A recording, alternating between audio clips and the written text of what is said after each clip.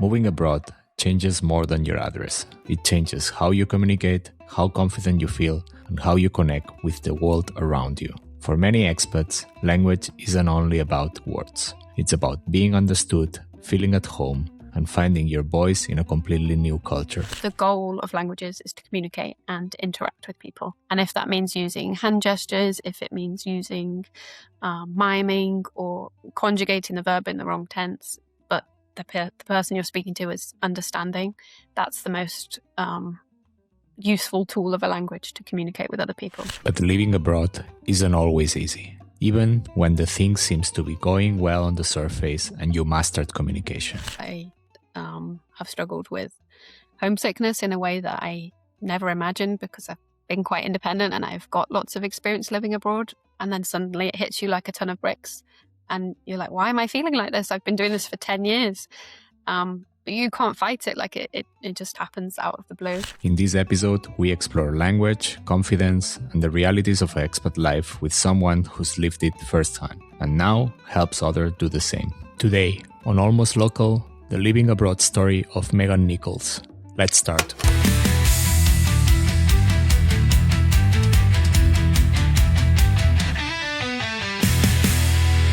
I'm from the UK, Manchester, and I love languages, teaching and learning, which kind of goes hand in hand with traveling and expat life. So I created my business, Mega Language Coach, to teach other people English. And yeah, I'm very enthusiastic about exploring new places, living in new places, because I think there's definitely a difference. And yeah, that's what I'm passionate about. Maybe we start from the beginning a little bit on your expat journey, because you lived in multiple countries and you traveled quite a lot. So when does this passion for traveling, or like when does the moment of living abroad comes from? Being from Manchester, being from UK, and how was life back then before moving, let's say like this? All those years ago. Yeah, I feel really lucky that I had parents that encouraged traveling.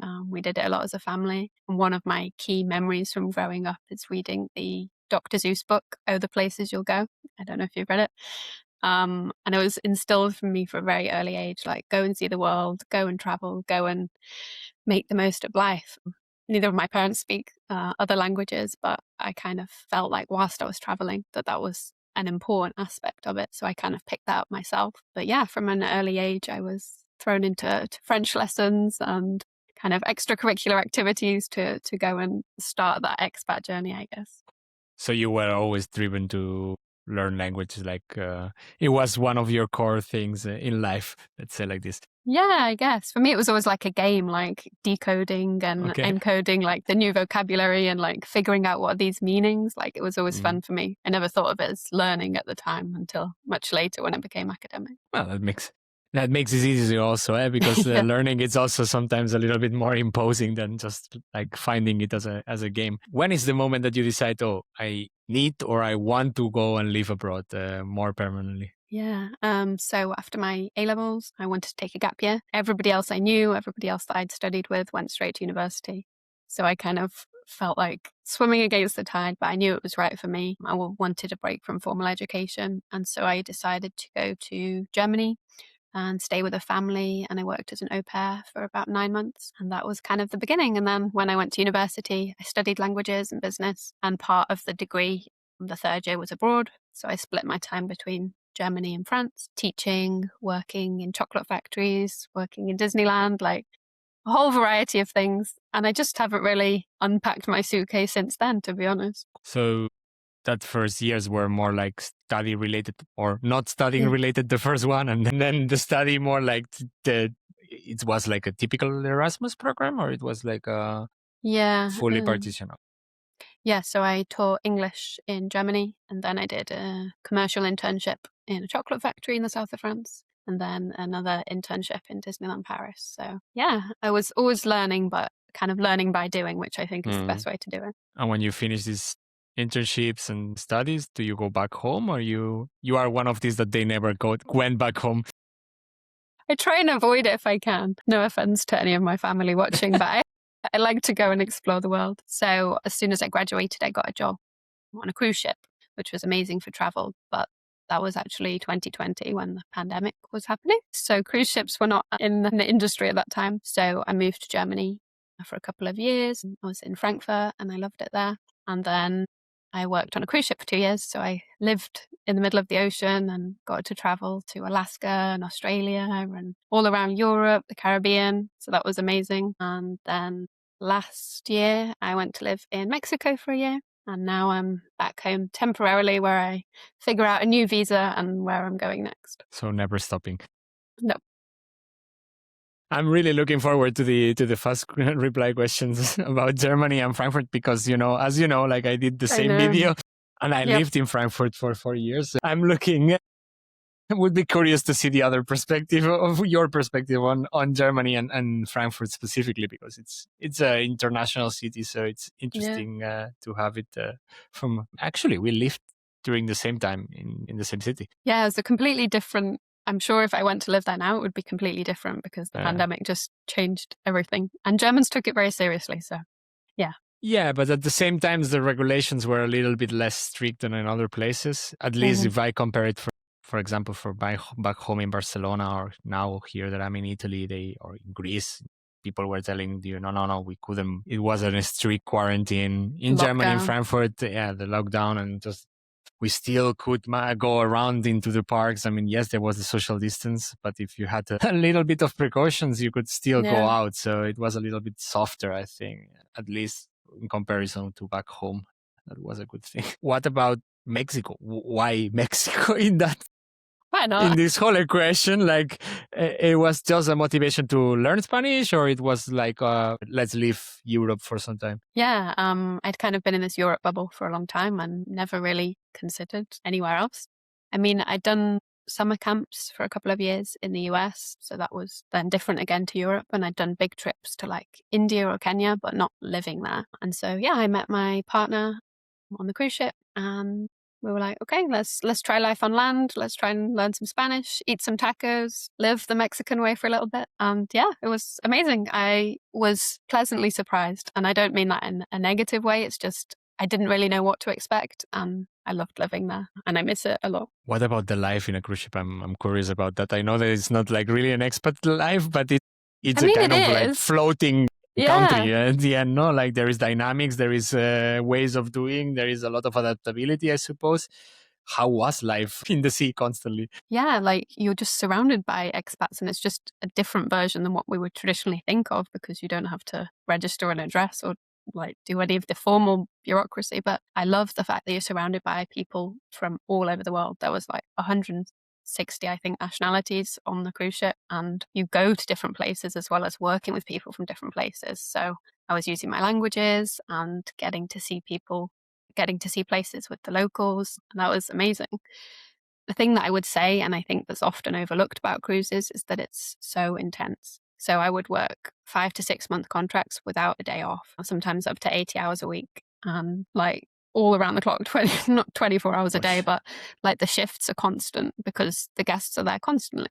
So I think you see the glamorous kind of Instagram side of cruise ships and you're like, wow, it looks amazing. But working is a different kind of situation. Can't imagine. I've been willing to ask you, how many languages do you speak? Because a lot of moves, a lot of learning. Not that many. I would like to collect more. So German and French, and then I'm learning Spanish. And English. So it's already 4. That's not bad. I mean, yeah. Not bad. Come on. I mean, Brits have a reputation of not learning any languages, so I'll take it, Yeah, you learn 3 more. That's okay. I've got a list. It's like a shopping list. I'm like, oh, which one should I pick next? Italian is definitely in the top of that one, so yeah. I mean, you have Spanish and French, and there, it's Latin language basically is always the same, happy. right? No, not really, but I'm joking. For me, actually, the Catalan, it's the one that helped me more with Italian. It's probably the closest one, at least tonality wise and phonetically wise. Yeah, I'm looking to move to Spain. And I was like, okay, perfect. I'm just about getting the grips of Spanish. And then I was like, Valencia, Catalan. And I'm like, that's going to be starting from scratch, Not really. I mean, in Valencia life, a lot of people everyone speaks Spanish everywhere in Spain. It's not the Catalan. It's a nice sign of respect, but Catalan also, it's a Latin language at the end. So if you grab Spanish, it's relatively easy to start with Catalan. Pretty similar. That's good news. Thanks for the reassurance. No problem. So in regards of your multiple experiences abroad, like I know that you said, I don't want to go permanently back home besides loving your family, let's say like this. But so you were really convinced about living abroad from the pretty beginning. Did you have any reality check moment that you said, what I'm doing here? Or what was the biggest challenges that you faced besides having this straightforward conviction from the beginning? I love that you put it in the past tense as if these challenges are finished, because I constantly question my life choices. And I think that's part of the expat experience.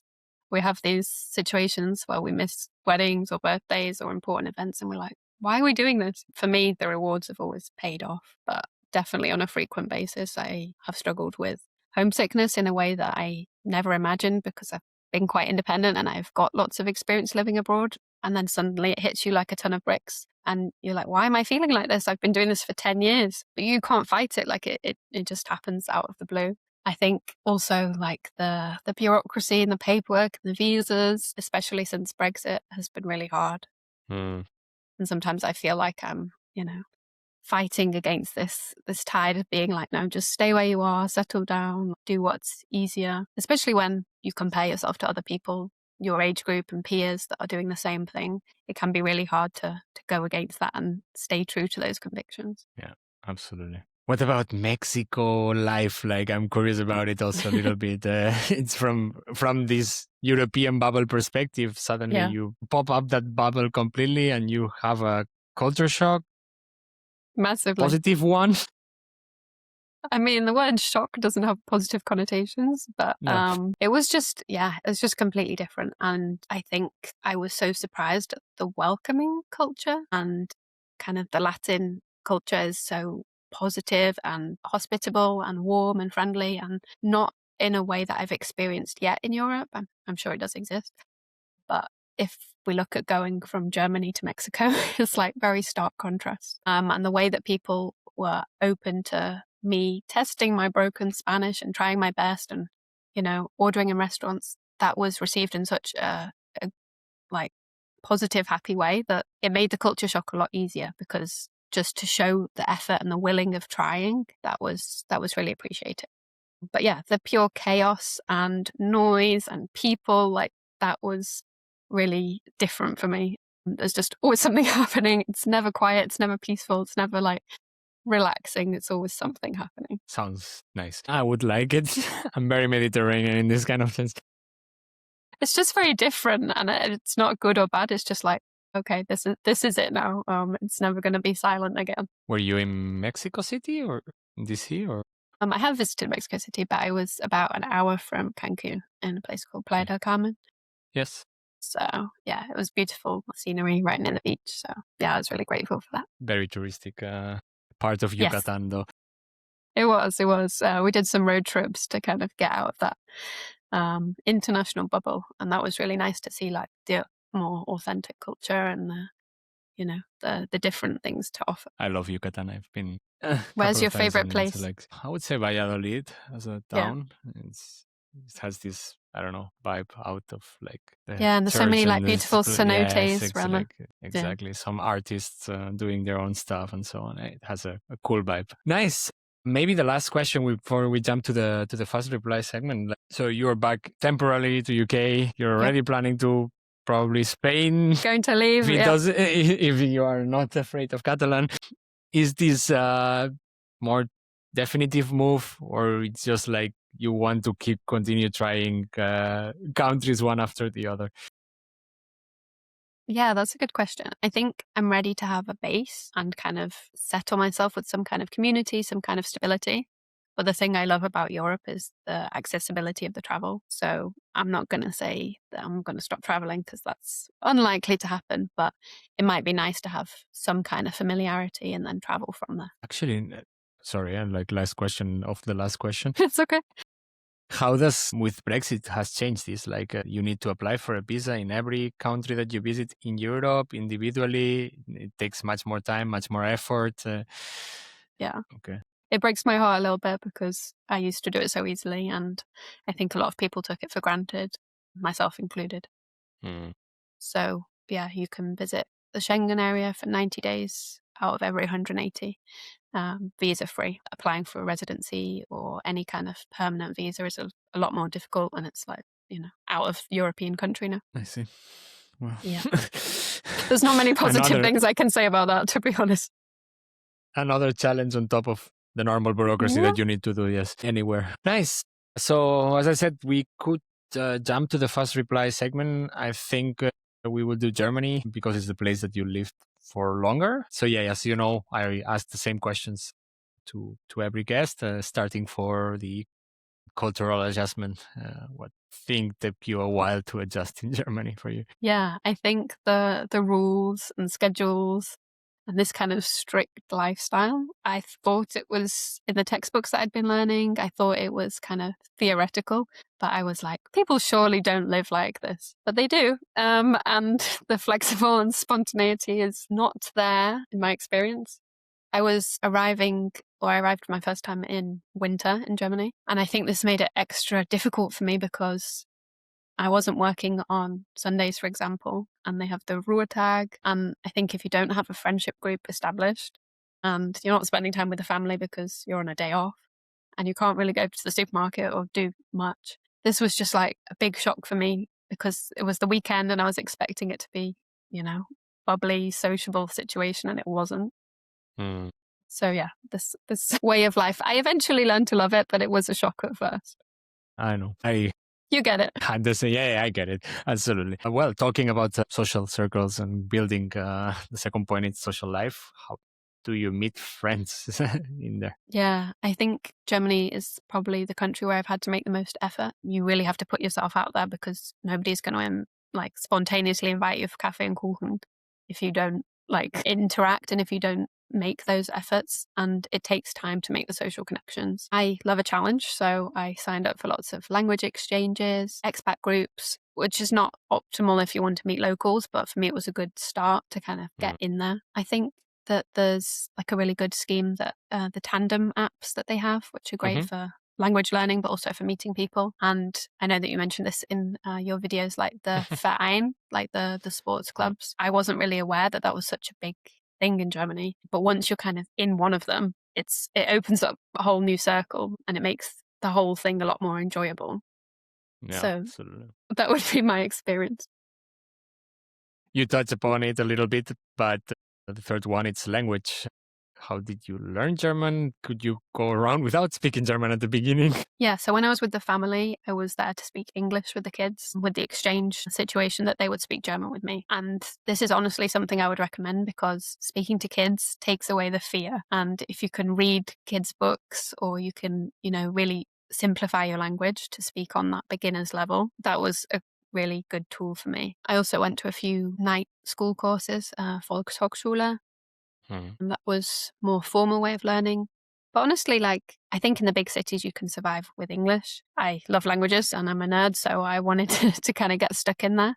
But speaking to people, if you have a language to offer them and you do that exchange thing, I think that worked really well. Makes sense. What about the cost of living back then in 2022? In Germany, I think it went up, but... Yeah. I was trying to remember it and it was a while ago. I would say probably 1,500 to 2,000 a month. I feel like groceries and public transport are reasonable. Eating out and renting, especially in Frankfurt, were not reasonable. Yeah. And I know that they've got more expensive since then. Absolutely. Talking about another thing that is difficult to do in Frankfurt, finding a home, finding an apartment in Germany. How was the experience for you? Really difficult. I think it was like a job interview in a way that I've not experienced in another country.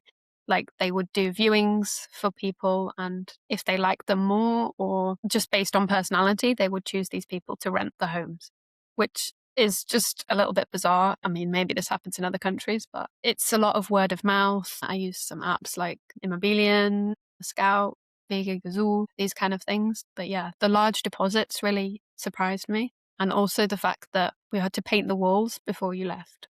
I don't know if you had to do this, but we had to completely whitewash the walls as a condition of leaving the apartment. So not only are you packing up everything, but you're also doing a decorating job, which would not happen in England, I'm sure. I mean, it's still less strange than taking the kitchen with you, like Italy or Greece stuff. Yes, that is a bit bizarre. Yeah. You touched also a little bit about it, but living like a local, what's the things that you use to blend into Germany's life? Yeah, I think this is a harder one. Top tip would be to recycle properly, because otherwise your neighbors are going to find out and they will know exactly who's not recycling properly and they will hate you. Cash, I think I was surprised. I thought Germany was a very modern and digital country, but cash is definitely important for the small purchases, especially. Being polite to people, which maybe sounds obvious, but I think respect is a really big thing in Germany, and greeting your neighbors. And yeah, I didn't do it because it was COVID, but I know that it was happening, that there were lots of protests and lots of you would take your whole family to go and protest, and kids were involved, and that was just a little bit bizarre for me. Yeah, a little bit more calm demonstrations normally. Yeah, absolutely. Compared to other places. Absolutely. What about your work life? Mm-hmm. How would you describe the work culture that you experienced there?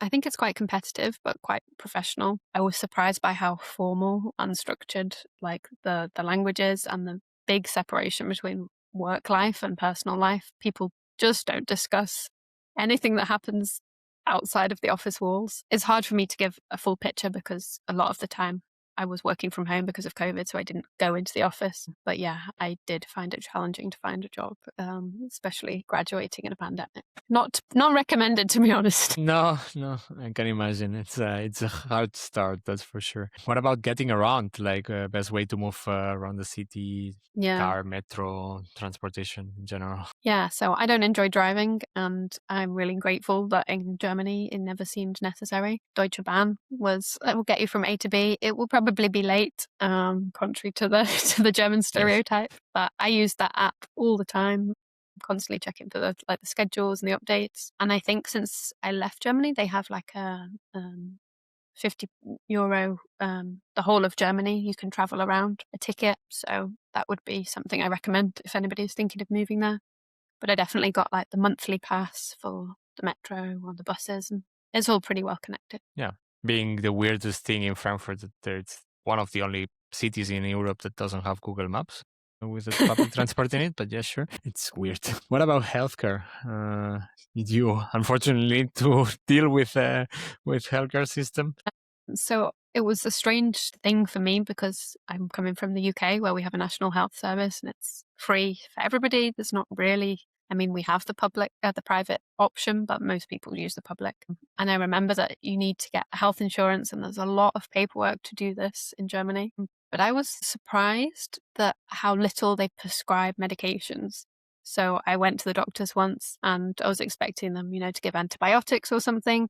And the doctor sat there and he was like, "Have you tried drinking tea?" And I was like, yeah, I'm British. I have had a cup of tea, but I think I need something a bit stronger. So I think that was interesting for me, how much they suggest natural remedies, honey, hot water, rest. Yeah, that was an interesting part of the healthcare system. Cool. I have 3 more. Next one, it's normally a nightmare for everyone. So bureaucracy. Yep. How did you deal with paperwork, visas? Visas not at that point of time, probably, or already? I needed a residence permit, I think. Yeah. How was the experience? I want to use the word nightmare, but now I'm looking at the Spanish system and I'm like, Germany was quite organized in comparison. So I think just patience. Take every single piece of paper that you've ever been born with to every appointment and you'll be fine. Yeah. That normally it's the best recommendation, true.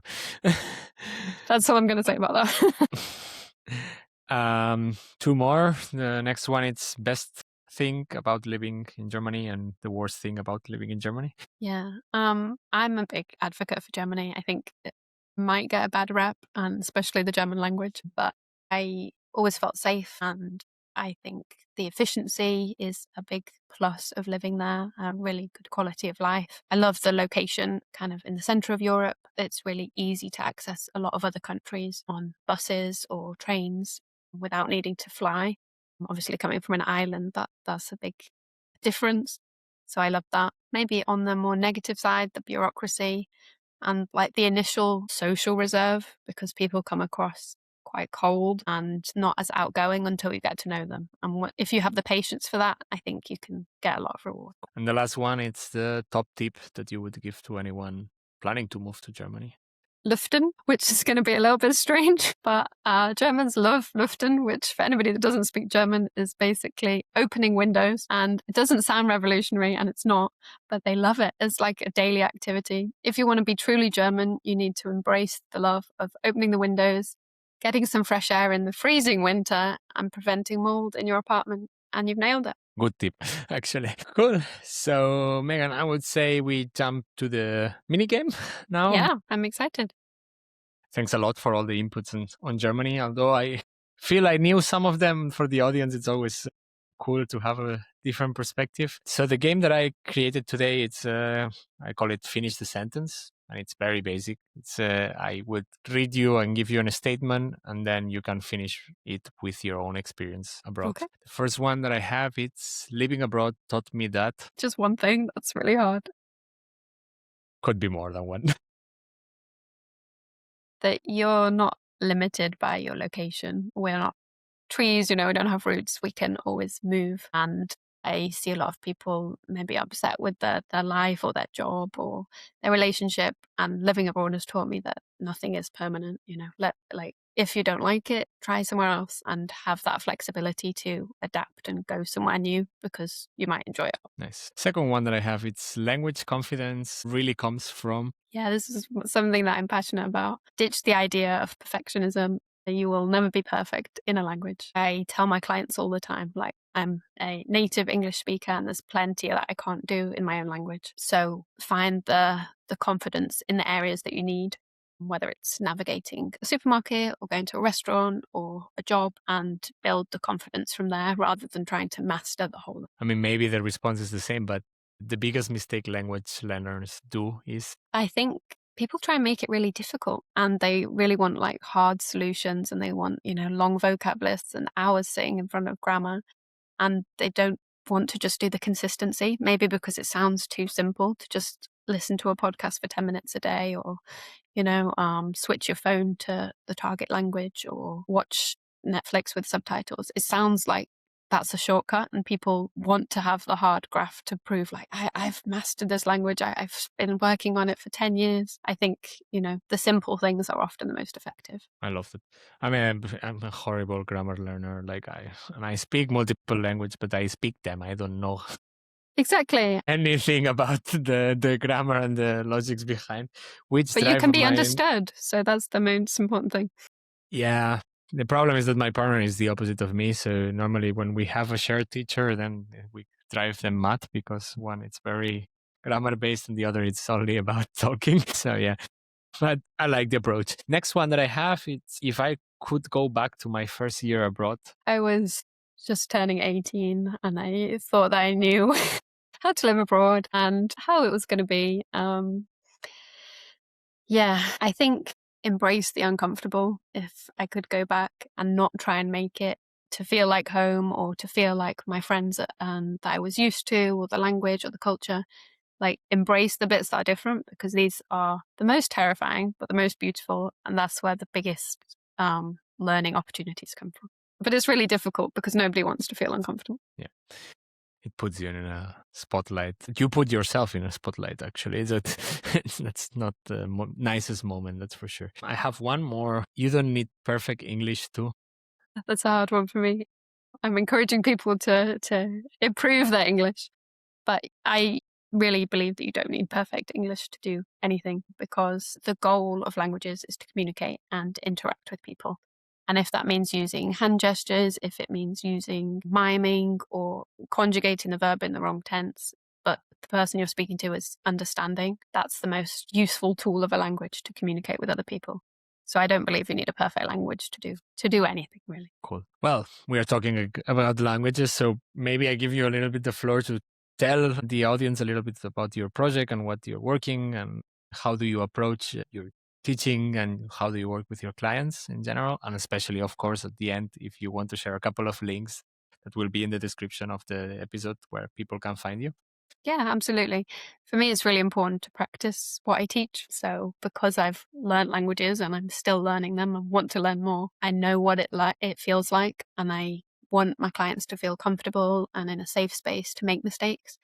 And I often encourage that, the process of asking questions or getting it wrong and then figuring out why these things are maybe wrong. And it's a whole exploration journey. I kind of describe it as two experts in the room, because maybe I'm the expert in English language, which is a bold statement to make, but I'm definitely then with clients that are experts in their own industries.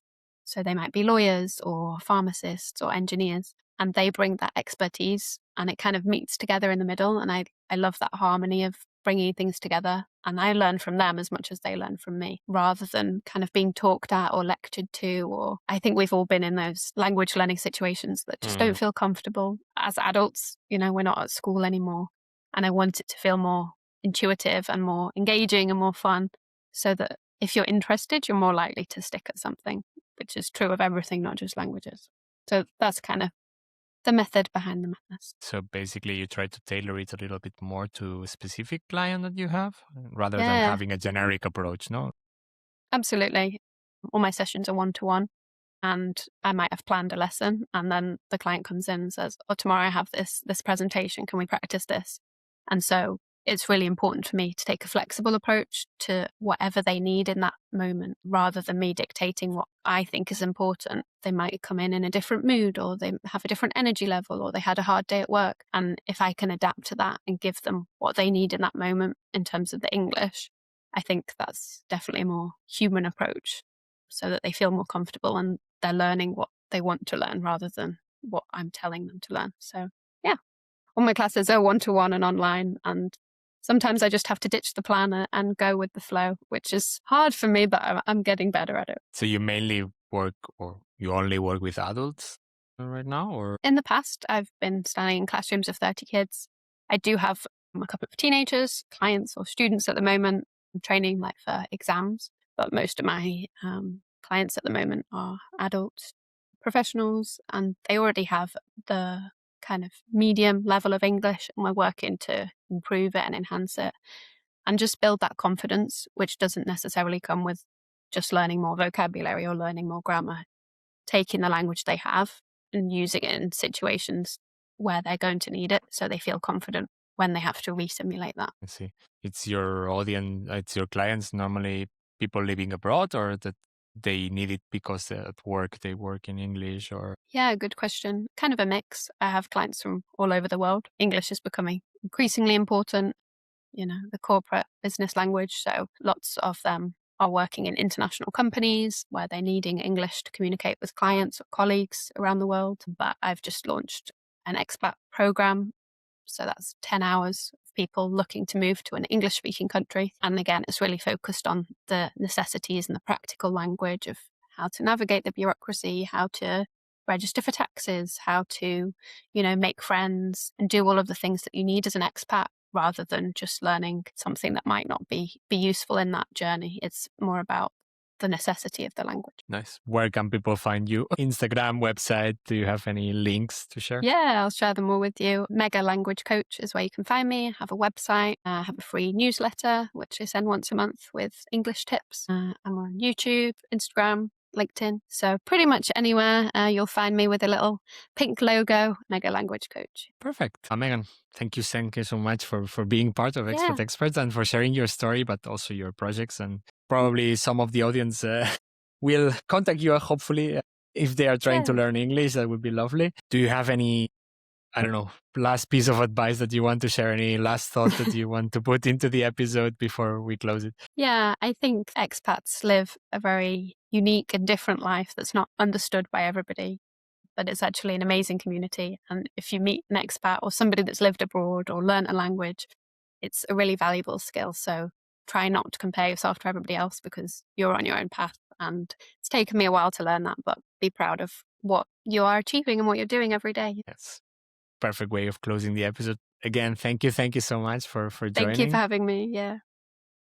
For the listeners, as always, the links to the description of the episode where you can find Megan. Of course, if you like these kind of episodes, don't forget to subscribe to Expat Experts podcast. Give some love and some likes also from time to time. Absolutely.